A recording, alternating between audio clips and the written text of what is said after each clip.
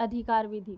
तो अधिकार विधि के बारे में सीधा सीधा जब अधिकार खुद ही बोल रहा है कि अधिकारी से सीधा सीधा संबंध रखने वाले, अर्थात कर्म करने वाला जो अधिकारी है, कर्म जैसे कोई मनुष्य याग कर रहा है और किस लिए, तो स्वर्ग इत्यादि की भावना के लिए अगर कोई मनुष्य याग कर रहा है तो उस कर्म का जो फल वाला है, फल को पाने की इच्छा रखने वाला जो अधिकारी है, उसका बोध करवाने वाली कौन सी विधि होती है, तो अधिकार विधि कहलाती है।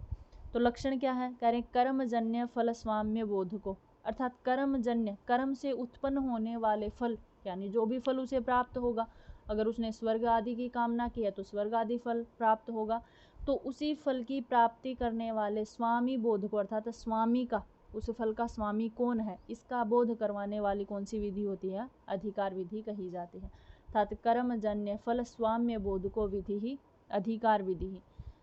जैसे यज्ञेत स्वर्ग काम है, यज्ञ से स्वर्ग की कामना करता कोई अधिकारी है तो उस फल का बोध करवाने वाले, अर्थात स्वर्ग की कामना करने वाला कोई भी अधिकारी है या किस फल की कामना कर रहा है, ये सारा कार्य कौन सी विधि करती है, अधिकारी विधि करती है, यानी अधिकार विधि।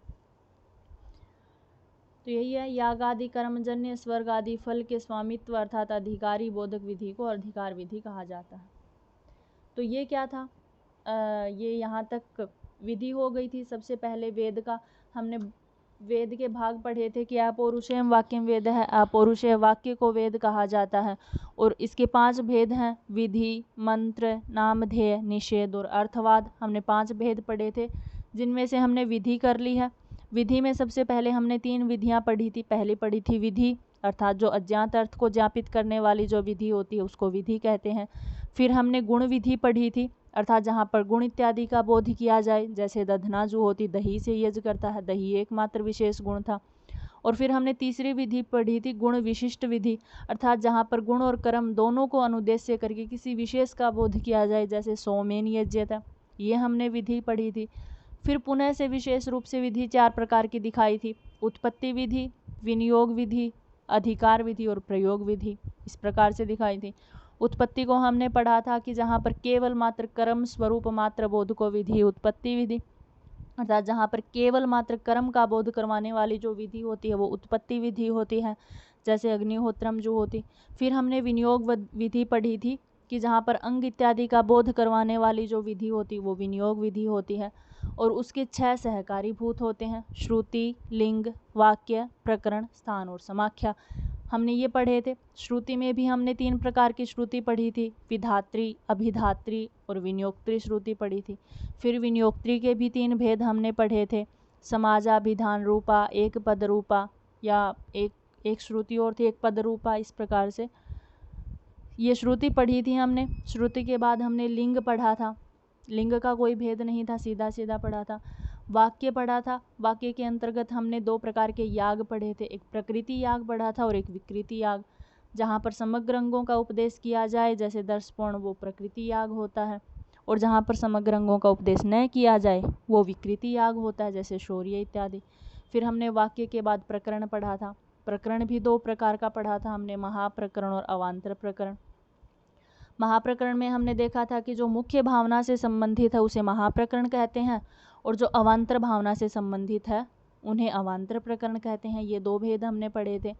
उसके बाद फिर हमने स्थान पढ़ा था, स्थान भी 2 प्रकार का था, हमने पढ़ा पाठ सादृश्य और अनुष्ठान सादृश्य, जिसमें से पाठ सादृश्य भी 2 प्रकार का हो जाता था, एक यथासंख्य पाठ था और एक सन्निधि पाठ हुआ करता था। ये सब पढ़ के हमने समाख्या पढ़ी थी, समाख्या भी 2 भेद थे समाख्या के हमने पढ़े थे, एक लौकिकी समाख्या थी, एक वैदिकी समाख्या थी। उसके बाद फिर से हमने विनियोग विधि के विनियोजित अंग पढ़े थे जो 2 प्रकार के थे, एक प्रधान कर्म था, एक गुण कर्म था। गुण कर्म भी 3 प्रकार के थे, द्रव्य, द्रव्य और गुण, एक संख्या, इस प्रकार से 3 भेद आए थे। और ऐसे ही हमने प्रधान कर्म को आरात उपकारक के नाम से जाना जाता था, संदंश का लक्षण इसी के अंतर्गत पढ़ा था। तो इस प्रकार से पढ़ने के बाद हमने प्रयोग विधि पढ़ी थी और प्रयोग विधि भी 6 प्रकार की थी, श्रुति, अर्थ, प्रवृत्ति, प्रधान इत्यादि के भेद से 6 प्रकार की वो पढ़ी थी। उसके बाद हमने अधिकार विधि पढ़ी थी। तो इस प्रकार से अर्थ संग्रह का जो लगभग 80% जो भाग है वो विधि के अंतर्गत ही चला जाता है। अब नॉर्मल क्या बताएंगे, मंत्र बता देंगे, मतलब वेद का पहला भाग विधि है, इसलिए सबसे ज़्यादा विधि के ऊपर मीमांसा टिका हुआ, अर्थात अर्थ संग्रह टिका हुआ है विधि के प्रकरण को दर्शाने के लिए। आगे मंत्र के बारे में बता देंगे, मंत्र का कुछ एक दो भेद आएंगे वो बता देंगे। उसके बाद मंत्र है, विधि, मंत्र, नामधेय, नामधेय के 4 भेद हो जाएंगे वो बता देंगे। निषेध आ जाएगा, अर्थवाद के 2 भेद एक बार होंगे और 3 भेद एक बार, तो 5 भेद उनको बता देंगे। फिर अर्थ संग्रह पूरा हो जाएगा। सबसे इम्पोर्टेंट अगर कोई हिस्सा होता है तो वो कौन सा है? विधि का है। विधि अगर कवर हो जाती है अर्थ संग्रह में तो लगभग पूरा हो जाता है हमारा अर्थ संग्रह। जो होता है 80% का भाग पूरा चला जाता है अर्थ संग्रह में, बाकी कुछ नहीं बचता, थोड़ा बहुत बचता है, आगे 20% हिस्सा बचता है। तो विधि हमारी कंप्लीट हो गई है, मतलब 80% हिस्सा तो हमने पढ़ लिया है। आगे दूसरा भेद हमने वेद का पढ़ना है, मंत्र विचार। तो मंत्र किसे कहते हैं? सीधी सी बात आपको सबको ही पता है मंत्र किसे कहते हैं, कि किसी भी देवता के लिए अगर हम यज्ञ में मंत्रों का प्रयोग करते हैं वही मंत्र होते हैं। अगर हम इंद्र का विचार करके इंद्र के देवता के मंत्र पढ़ते हैं, अगर हम अग्नि देवता का विचार करके अग्नि देवता के मंत्र पढ़ते हैं तो वही क्या बोले जाते हैं? वही मंत्र होते हैं। तो मंत्र के क्या परिभाषा दे रहे हैं? कह रहे हैं प्रयोग समवेतार्थक समार्थ मंत्र, अर्थात प्रयोग में, मतलब जब प्रयोग कर रहे हैं, जब कोई अनुष्ठान कर रहे हैं तो उसमें समवेत, मतलब जिस भी देवता से समवेतित जो मंत्र होते हैं, अगर इंद्र से समवेत मंत्र हैं तो इंद्र के मंत्रों का समार्थ अर्थात स्मरण करना। कोई भी देवता है, अग्नि देवता है, वैश्वानर है, प्रजापति है, अश्विनी कुमार है, किसी भी देवता के मंत्र को स्मरण करके उसी मंत्र को समार्थ पढ़ना या स्मरण करना क्या कहलाता है? मंत्रः, मंत्र कहलाते हैं। अर्थात प्रयोग समवेतार्थक समार्कः मंत्रः, अनुष्ठान से संबंधित द्रव्य देवता को जो स्मरण कराते हैं वही मंत्र कहलाते हैं। अब देखो 2 विधि अलग से और बता रहे हैं कि एक नियम विधि भी होती है और एक अपूर्व विधि भी होती है। ये 2 विधियां अलग से और हैं। ऐसा नहीं है कि आपसे पूछा जाए कि विधि के कितने भेद हैं तो आपको सीधा बताना है कि विधि के प्रमुख रूप से 4 ही भेद हैं। उत्पत्ति विधि, विनियोग विधि, अधिकार विधि और प्रयोग विधि, ये 4 ही भेद हैं। ये नॉर्मल रूप से जैसे गुण विधि, विशिष्ट विधि बताई थी उसी प्रकार से ये कुछ और विधियां बता रहे हैं। कह रहे नियम विधि। नियम विधि किसे कहते हैं? तो कह रहे नाना साधन साध्य क्रियाम एक साधन अप्राप्ताव प्राप्तस्य साधनस्य प्रापको विधिर नियम विधि, और पक्षे प्राप्तस्य प्रापको विधिर नियम विधि। इनका क्या मतलब है कि नाना साधन, जब कोई भी क्रिया होती है, कोई भी फल होता है, जैसे हमें स्वर्ग की ही कामना करनी है तो स्वर्ग की कामना के लिए अगर हमारे पास हजारों साधन हैं कि भाई मैं शाम को और सुबह को 1-1 घंटे अगर गायत्री मंत्र का जप करता हूँ तो मुझे स्वर्ग मिल जाएगा, या कोई मनुष्य आकर के हमसे ये बोल दे कि अहिंसा, सत्य, अस्तेय, ब्रह्मचर्य, परिग्रह, इन 5 का अच्छे से अगर तुम प्रयोग करोगे, इनको अपने आचरण में लेके आओगे तो तुम्हें स्वर्ग की प्राप्ति हो जाएगी। कोई हमसे कहता है कि अग्निष्टोम यज्ञ कर लो भाई हर रोज, उससे तुम्हें स्वर्ग की प्राप्ति हो जाएगी। मतलब एक ही फल के लिए इतने सारे साधन मौजूद हैं, तो उन साधनों में से किसी एक ही साधन के द्वारा कोई फल की प्राप्ति हो जाना क्या कहलाता है? नियम विधि कहलाता है। नॉर्मल सी बात यही है, ये 2 लाइन में बड़ा सारा यही लिखा है कि नाना साधन, अनेक प्रकार के साधन होते हैं। किसके लिए? साध्य क्रिया, अर्थात जो हमारी साध्य क्रिया है, जो फल इत्यादि है उसके लिए। तो एक साधन, एक ही साधन से अप्राप्ता प्राप्तस्य, अप्राप्ता अर्थात जो चीज़ हमें प्राप्त नहीं है, अर्थात जो फल हमें प्राप्त नहीं है उसका प्राप्त हो जाना ही प्राप्त को विधिर नियम विधि है। उस प्राप्त विधि को क्या कहते हैं? नियम विधि कहते हैं। और पक्ष में एक उदाहरण, एक लक्षण और दे रखा है कि अप्राप्तस्य प्राप्त और विधि नियम विधि, अर्थात जो हमें अप्राप्त है, जो अब तक हमें प्राप्त नहीं है, उसको प्राप्त करवा देने वाली विधि कौन सी होती है? तो नियम विधि होती है। दोनों सेम है, अर्थात हजारों साधनों के होने के बावजूद भी किसी वस्तु, जो वस्तु हमें नहीं प्राप्त है, उसका किसी एक ही साधन से हमें प्राप्त हो जाना नियम विधि कहलाती है। या फिर जो अप्राप्त वस्तु है उसको प्राप्त करवा देने वाली विधि जो होती है वो नियम विधि होती है। जैसे व्रीहीन अवहंति, कोई मनुष्य बोलता है कि हमेशा चावलों से यज्ञ करो, मतलब चावल को अंगभूत में द्रव्य भूत मान करके याग में डालते रहो तो स्वर्ग की प्राप्ति हो जाएगी। किसी भी चीज़ की जो मनुष्य जिस भी फल की प्राप्ति चाहता है तो उसी की प्राप्ति करवा देने वाली जो विधि होती है वो नियम विधि होती है। दूसरी है अपूर्व विधि। अपूर्व शब्द ही खुद क्या बोल रहा है कि जिसका कोई खंडन ही ना कर सके, जो अपने आप में ही अपूर्व हो। जैसे हमने वेदांत सार में पढ़ा था कि ऐसा ग्रंथ जिसका कोई दूसरा आकर के खंडन ना कर सके वो अपूर्व होता है। जैसे वेद हैं, वेदों का कोई खंडन नहीं कर सकता। वेद से अतिरिक्त वेद खुद प्रमाणिक हैं, वेद को कोई प्रमाण की आवश्यकता नहीं है, कोई प्रमाण आकर के इनका विरोध भी नहीं कर सकता। तो हम मानते हैं ना कि वेद में एक एक जो चीज़ लिखी हुई है, एक एक अगर वर्ण लिखा हुआ है वो बिल्कुल अक्षर से सही है, तो वहीं अपूर्वता होती है किसी भी। तो वहीं कह रहे हैं कि प्रमाणांतरेण, प्रमाणांतरेण अर्थात किसी दूसरे प्रमाणांतर से कोई आ करके इसका विरोध न कर दे, ऐसे प्रमाणांतर को बाध करके अप्राप्त विधि को प्राप्त करवाने वाली जो विधि होती है वो क्या होती है? अपूर्व विधि। देखो बात बराबर है, इसमें भी यही कहा था ऊपर कि अप्राप्त प्राप्को विधि नियम विधि, और ये भी यही कह रहा है कि अप्राप्त से प्राप्को विधि।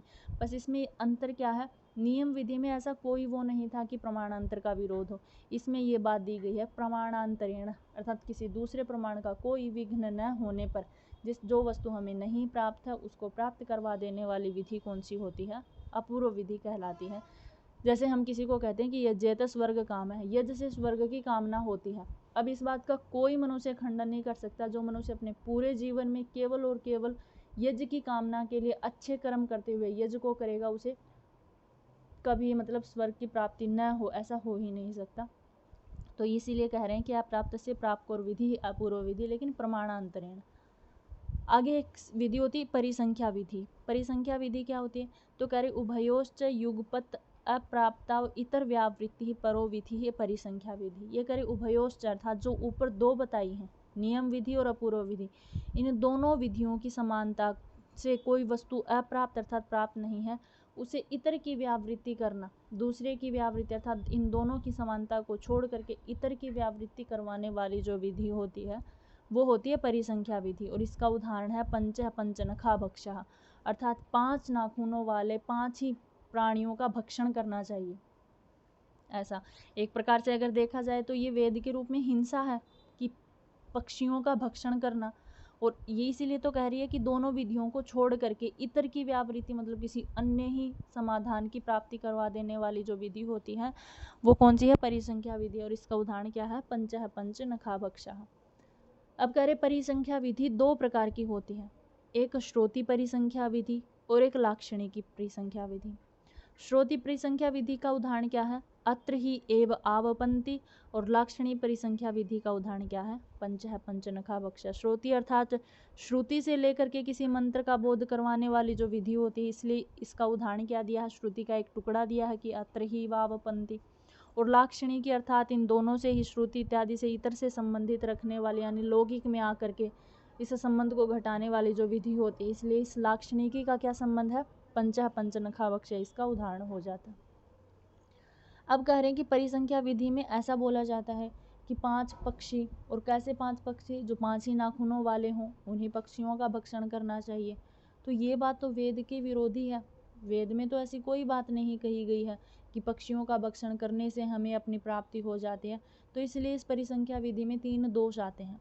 एक होता श्रुति हानि, कि ये बात लिख तो दी कि पंचः पंचनखा भक्षः, ये तो श्रुति की हानि हो जाएगी, क्योंकि श्रुति अर्थात वेद में तो किसी प्रकार की कोई हिंसा का वर्णन नहीं है, और अगर हम किसी भी प्राणी का भक्षण करते हैं तो वो तो हिंसा हो जाती है, इसलिए वेद के विरुद्ध हो जाते हैं। तो इसलिए इसमें पहली बात तो श्रुति की हानि होती है। दूसरी कहते हैं अश्रुत कल्पना, सीधी सी बात है अश्रुत की कल्पना ही की गई है, क्योंकि श्रुति में ऐसी कोई बात नहीं है, इसलिए अश्रुत अर्थात श्रुति की अलग कल्पना करना ही इसमें दोष है। और तीसरा है प्राप्तिवाद, कि ऐसा होने से किसी भी प्रकार की कोई प्राप्ति नहीं होती है, क्योंकि उल्टा अगर हम किसी का भक्षण करते हैं तो सीधी सी बात है हमें पाप और ज़्यादा चढ़ेंगे, कहाँ से हमें स्वर्ग की प्राप्ति होगी? तो प्राप्ति का बाध भी करवा देती है। अगर इसका अर्थ सीधा सीधा निकालेंगे तो सीधी सी बात है हमें स्वर्ग आदि इत्यादि की प्राप्ति में बाधक जो बनेगी वो यही विधि बन जाएगी। इसलिए इसमें 3 दोष हैं, श्रुति हानि, अश्रुत कल्पना और एक है प्राप्तिवाद।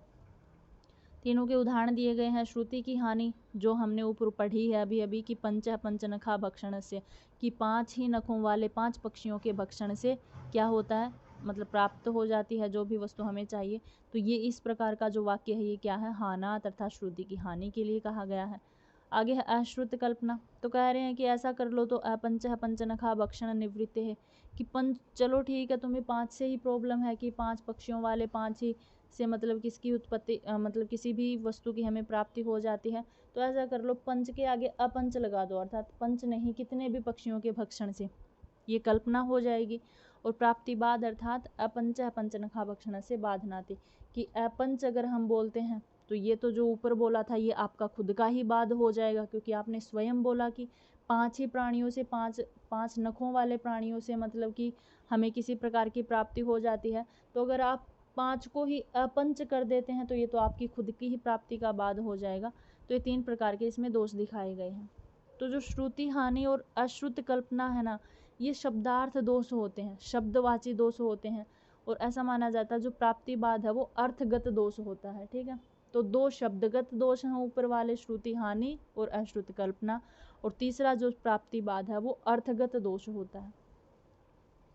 आगे है नामधेय। मंत्र के आगे था तीसरा भाग वेद का, नामधेय। नामधेय क्या होता है? नामधेय का देखो मतलब क्या होता है कि कोई कोई वस्तु ऐसी होती है जिनके ना एक वस्तु के 2 अर्थ निकलते हैं किसी भी, जैसे हम बोलते हैं सैंधवम आनयत, सैंधव ले आओ, तो सैंधव का एक मतलब तो घोड़ा होता है और एक मतलब नमक होता है। तो वो हमें खुद डिसाइड करना पड़ता है कि मनुष्य किसके लिए बोल रहा है। अगर अस्ताचल में कोई खड़ा हुआ है, अस्तबल में खड़ा हुआ व्यक्ति अगर कोई कह रहा है कि सैंधवम ले आओ, तो हमें देखना चाहिए यहाँ पर घोड़ों की स्थान है, इसलिए हमें सैंधव का मतलब घोड़ा ही लेना चाहिए, हमें वहाँ पे नमक की आवश्यकता नहीं है। और अगर कोई मनुष्य खाना खाते हुए ऐसी बात बोल रहा है कि सैंधवम आनयत, और कोई मनुष्य जाकर के घोड़ा लेकर के आगे खड़ा हो जाए, वो तो गलत होगा ना, क्योंकि खाना खा रहा है, खाने से जो संबंध है वो तो सैंधव मतलब नमक का ही हो सकता है, इसलिए नमक मंगवा रहा होगा। तो हमें खुद जानना होता है, प्रकरण के अर्थगत जानना होता है, विधेय शब्द क्या है, विधेय अर्थ क्या है, तो वही नामधेय होता है। नामधेय का अर्थ क्या होता है?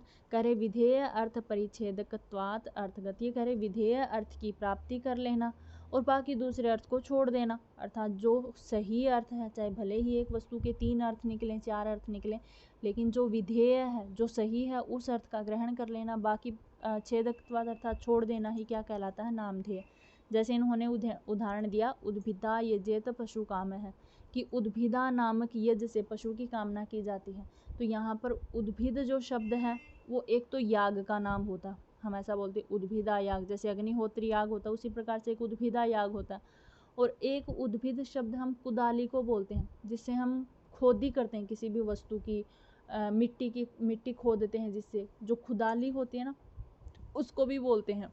तो एक बात बताओ, क्या कुदाली से पशु की कामना की जा सकती है? नहीं की जा सकती ना। अगर पशु की कामना करनी है तो सीधी सीधी बात है, उद्भिदा नामक यज्ञ ही करना पड़ेगा। तो यहाँ पर उद्भिदा जो शब्द है वो यज्ञ के लिए ले लिया जाए, और बाकी कुदाली आदि शब्दों में भी प्रयोग होता होगा, उसको छोड़ दो। तो इसीलिए कहा जाता है कि विधेय शब्द की प्राप्ति कर लेना और बाकी जो अर्थ निकल रहे हों उनको छोड़ देना क्या कहलाता है? नामधेय। अब नामधेय के 4 भेद होते हैं। मतवर्थीय लक्षणा, वाक्य भेद भयात, तत्प्रख्य शास्त्रार्थ, तद विपदेशात, ये 4 भेद हैं। इसके चारों के उदाहरण दिए गए हैं। मतवर्थीय लक्षणा भयात नामधेय का उदाहरण है उद्भिदा यज्ञेत पशु काम है। वाक्य भेद भयात नामधेय का उदाहरण है चित्रया यज्ञेत पशु काम है। और तत्प्रख्य शास्त्रार्थ का उदाहरण है अग्निहोत्रम जुहोति, और तद विपदेश का उदाहरण है शयना अभिचरण यज्ञेत। ये चारों इनके उदाहरण हैं। आपको उदाहरण बहुत अच्छे से याद करने हैं, क्योंकि पूछे जाते हैं। एक बार पूछ लिया गया है कि तत्व्यपदेश का उदाहरण पूछा गया, मतवर्थीय लक्षणा का उदाहरण 2019 में पूछा जा चुका है। तो आपको चारों के उदाहरण याद रखने, ठीक है। मतवर्थीय का है उद्भिदा यज्ञेत, वाक्य भेद भयात का है चित्रया यज्ञेत, तत्प्रख्य शास्त्रार्थ का अग्निहोत्रम जुहोति, और तद व्यपदेश का है शयनान अभिचरण यज्ञेत। अब है निषेध। निषेध किसे कहते हैं? तो देखो सीधी सी बात है, निषेध खुद बोल रहा है कि किसी वस्तु, जो वस्तु हमारे लिए ठीक नहीं है, जो बात हमारे लिए ठीक नहीं है, उसका निषेध कर देना। तो कह रहे पुरुषस्य निवर्तकम वाक्यम निषेध, पुरुष को किसी गलत वस्तु से निवर्तक कर देना अर्थात हटा देना क्या कहलाता है? निषेध कहलाता है। जैसे न कलंजम भक्षेत, कलंजा नहीं खाना चाहिए। कलंजा क्या होता है? कलंजा वो होता है जैसे कोई शिकारी होता है और शिकार करता है, मतलब पक्षी को मार देता है अपने बाण से। तो जैसे ही वो बाण से पक्षी को मारता ना, तो उस लोहे की वजह से उस पक्षी के अंदर जहर फैल जाता है, तो उसी पक्षी को कलंजा बोला जाता है, ठीक है। तो उस पक्षी को नहीं खाना चाहिए, क्योंकि वो हमारे लिए अच्छा नहीं होता है। तो इसीलिए उसका निषेध कर दिया गया कि न कलंजम भक्षेत, मतलब कलंजे को नहीं खाना चाहिए। तो इसलिए निषेध का उदाहरण क्या बन जाता है, न कलंजम बक्षेत, अर्थात ऐसे पुरुष को ऐसे वाक्यों से हटाना जो पुरुष के लिए अच्छे नहीं है। तो पुरुष से निवर्तकम वाक्यम, पुरुष को रोकना ही क्या कहलाता है, किसी वाक्य के द्वारा वो निषेध कहलाता है। अर्थात न कलंजम भक्षेत, कलंजा नहीं खाना चाहिए। आगे अर्थवाद। अर्थवाद क्या होता है, देखो अर्थवाद उसे कहते हैं, अर्थवाद दो शब्दों में प्रयोग होता है, दो अर्थों में। अर्थवाद उसे कहते हैं कि जो चीज़ गलत है ना उसकी निंदा कर देना, और जो चीज़ सही है उसकी प्रशंसा कर देना ही क्या कहलाता है, अर्थवाद कहलाता है। अर्थात प्राशस्त्य निंदा अत्यंत परम वाक्यम अर्थ है, अर्थवाद है। ये कह रहे प्राशस्त्य अर्थात जो ठीक है उसकी प्रशंसा कर देना, और निंदा अर्थात जो गलत है उसकी निंदा कर देना, ऐसे वाक्यों को क्या कहा जाता है, अर्थवाद है, अर्थवाद कहा जाता है। कह रहे अर्थवाद दो प्रकार का होता है, एक तो विधिशेष, विधिशेष मतलब जो प्रशंसा वाला वाक्य है उसको विधि अर्थात विधान के लिए सही है, विधि के विधान से सही है। और निषेध अर्थात जो गलत है वो मतलब निंदा करना उसकी। तो जैसे विधिशेष का उदाहरण क्या है, ये कह रहे वायव्यम श्वेतमाल भेत भूति काम है, या वायव्य क्षेपिष्ठा देवता, अर्थात जो तेज दौड़ने वाला वायु है उसकी उपासना से भूति काम अर्थात ऐश्वर्य की कामना करनी चाहिए। ये सही बात है, इसमें कोई गलत बात नहीं है। वेदों में भी ऐसा लिखा मिलता है कि देवताओं की उपासना करने से स्वर्ग मतलब कि ऐश्वर्य की कामना, धन दौलत की कामना करनी चाहिए।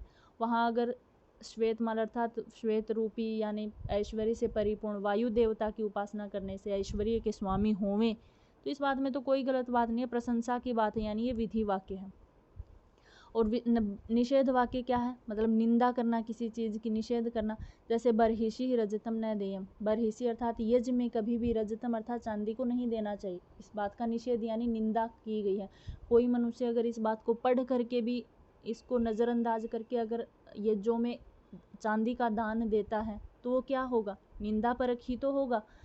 जैसे ऐसा माना जाता है कि किसी समय में पहले यज्ञ हो रहा था, उस समय जब इंद्र यजमान के रूप में बैठे हुए थे तो इंद्र उस समय जो रोए थे किसी वजह से लेकर के उसकी आंखों में जो आंसू आए थे वो चांदी बन करके निकले थे। तो ऐसी कथा है कि उसके बाद फिर है ना चांदी देनी बंद होगी, कि यज्ञों में कभी चांदी नहीं देनी चाहिए। और फिर भी अगर मनुष्य इस बात को पढ़ करके अगर चांदी देते हैं तो वो एक प्रकार से निंदा का वाक्य हो जाता है, तो वो निषेध वाक्य है। तो इसका उदाहरण क्या बन जाएगा, बरहिषि रजतम न देयम। इसके बाद भी अर्थवाद के तीन भेद होते हैं, एक गुणवाद होता है, एक अनुवाद होता है, एक भूतार्थवाद होता है। देखो गुणवाद किसे कहते हैं, कह रहे प्रमाणांतर विरोधे सती अर्थवादो गुणवाद है। क्या मतलब इनका, कि ऐसी वस्तु किसी मनुष्य ने हमसे कुछ बोल दिया, हम मान रहे हैं, लेकिन उसी वस्तु का किसी दूसरे प्रमाण से विरोध हो जाना। सही बात यही है, इतना सा ही है ये, कि किसी भी वस्तु का किसी दूसरे प्रमाण से आकर के कोई दूसरा प्रमाण आकर के उसका विरोध कर देता, वो क्या कहलाता है, गुणवाद। जैसे किसी ने कहा आदित्य यूप है, जो आदित्य है अर्थात जो सूर्य है वो एक खंबा है। तो भाई तुम लोगों की आंखें हैं, तुम भी देखते होगे, क्या सूर्य खंबा है, नहीं है ना। तो प्रत्यक्ष प्रमाण से ही सीधा सीधा इस बात का विरोध हो रहा है कि हम अपनी आंखों से अपनी इंद्रियों से प्रत्यक्ष करते हैं कि आदित्य किसी प्रकार का कोई खंबा नहीं है, लेकिन फिर भी मनुष्य कह रहा है कि आदित्य यूप है, मतलब खंबा है एक प्रकार का। तो यहाँ पर प्रत्यक्ष प्रमाण से ही विरोध हो जाएगा। तो इसका क्या मतलब है, किसी दूसरे प्रमाण से विरोध हो जाना क्या कहलाता है, गुणवाद कहलाता है। दूसरा है अनुवाद। अनुवाद किसे कहते हैं, कह रहे प्रमाणांतर अवगतार्थ बोध को अर्थवाद है, मतलब किसी दूसरे प्रमाण से जो हमने कह दिया है उसी का साथ देने वाला कोई प्रमाण आ जाए तो वो अनुवाद कहलाता है। जैसे अग्निर्हिमस्य भेषजम, किसी ने हमसे कहा कि अगर सर्दी लग रही है तो अग्नि के पास चले जाओ, क्योंकि अग्नि जो होती है वो सर्दी लगने की भेषज अर्थात चिकित्सक है। तो प्रमाण से भी हमने सिद्ध कर लिया कि जैसे ही हम अग्नि के पास गए तो हमारी सर्दी भाग गई। मतलब एक मनुष्य ने जो बात कही दूसरे प्रमाण से भी अग्नि हमने सिद्ध करके देखी तो वो बात सिद्ध हो गई। मतलब एक प्रमाण से तो सिद्ध थी, दूसरे प्रमाण से भी उसी वस्तु को सिद्ध कर देना क्या कहलाता है, अनुवाद हो जाता है। और तीसरा है भूतार्थवाद। भूतार्थवाद किसे कहते हैं, कि प्रमाणांतर विरोधात प्राप्ति रहितत्वात् बोध को अर्थवाद हो। ये कह रहे हैं किसी भी प्रमाणांतर के विरोध से उस बात का झूठ साबित ना हो। मतलब कोई मनुष्य अगर हमने कोई ऐसी बात कह दी कि उसके चाहे पीछे कितने भी प्रमाण पड़ जाओ, कितने भी प्रमाण उसका विरोध कर लो, लेकिन वो बात जैसी है वैसी की वैसी ही रहेगी। जैसे इन्होंने उदाहरण दिया कि इंद्रो वृत्राय वज्रम उदयच्छन, कि इंद्र ने वृत्र का जो वध किया था वो वज्र से किया था। हम सब जगह पढ़ते हैं कि इंद्र ने वृत्र का वध अपने वज्र से किया था, वज्र से। इस बात को कितना भी झुठला लो, ये बात झूठ नहीं साबित हो जाएगी। तो किसी भी प्रमाण से किसी वस्तु का विरोध हो ही ना पाए, उसको क्या कहा जाता है? भूतार्थवाद कहा जाता है। तो ये अर्थवाद के 3 भेद थे। तो ये हमारा यहाँ तक ही अर्थ संग्रह है। अर्थ संग्रह में लास्ट का थोड़ा सा बड़ा ही अर्थवाद, बाकी तो सारे छोटे छोटे हैं। तो अर्थवाद के पहले 2 भेद किए, विधि अर्थवाद, निषेध शेष, फिर पुनः 2-3 भेद किए, गुणवाद, अनुवाद, भूतार्थवाद। देखो यहाँ से बहुत सारे प्रश्न पूछे जाते हैं। बहुत ज़्यादा तुम टेलीग्राम पे अपने क्विज करते होगे, वहाँ भी देखना, कई बार आपसे ये प्रश्न पूछे जाएंगे, और किया करो वहाँ पर भी अपनी क्विज, अच्छा रहेगा, क्वेश्चन प्रैक्टिस होती रहेगी। तो यहाँ तक आपका अर्थ संग्रह था। आई थिंक आपको समझ में आया हो। तो आपका अर्थ संग्रह आज पूरा हो जाता है। कल से आपका तर्क भाषा शुरू होगा। तो आई थिंक आपको समझ में आया होगा।